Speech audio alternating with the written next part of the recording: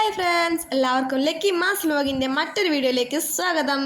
ഇന്നത്തെ വീഡിയോ റംബൂട്ടാൻ്റെ ഒരു വിളവെടുപ്പാണ്.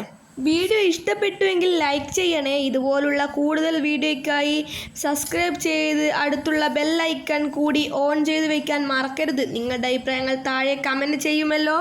ഇതാ റംബൂട്ടാൻ്റെ വിളവെടുപ്പൊക്കെ കഴിഞ്ഞിട്ടുണ്ട്. അടിപൊളിയായിട്ടുള്ള പഴുത്ത റംബൂട്ടാൻ ഞങ്ങൾക്ക് കിട്ടിയിട്ടുണ്ട്.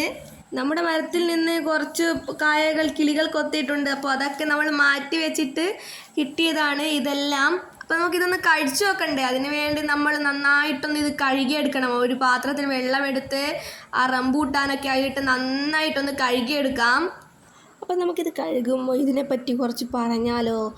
ഇത് തായ്ലാൻഡ്, മലേഷ്യ എന്നീ രാജ്യങ്ങളിലായി കൂടുതൽ കൃഷി ചെയ്യുന്നുണ്ട്. എന്നാൽ ഇന്ന് കേരളത്തിലും വ്യാപകമായി ഇത് വളർത്തുന്നുണ്ട്. കൂടാതെ ഈ പഴത്തിൽ ധാരാളം വിറ്റാമിൻ സി കൂടി അടങ്ങിയിട്ടുണ്ട്. ശരീരത്തിൻ്റെ പ്രതിരോധ ശേഷി വളർത്താൻ ഇത് സഹായിക്കുന്നു.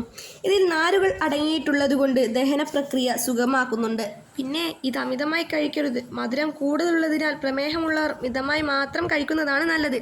അപ്പോൾ ഇതാ നമുക്ക് ഈ റംബൂട്ടാനും അതൊക്കെ കഴുകി വന്നിട്ടുണ്ട്. നമുക്കിതിനൊന്ന് മുറിച്ച് നോക്കാം. അപ്പോൾ കൂട്ടുകാരെ, രുചിയും പോഷണ ഗുണങ്ങളും ഒരുപോലെ നൽകുന്ന ഒരു പഴമാണ് റംബൂട്ടാൻ. നിങ്ങൾ ഇതുവരെ റംബൂട്ടാൻ കഴിച്ചിട്ടുണ്ടോ? നിങ്ങളുടെ അഭിപ്രായങ്ങൾ കമൻറ്റിലൂടെ രേഖപ്പെടുത്തണേ. അപ്പോൾ ഇന്നത്തെ വീഡിയോ ഇത്രയേ ഉള്ളൂ. അടുത്ത വീഡിയോ നമുക്ക് വീണ്ടും കാണാം. അതുവരെ ബായ്.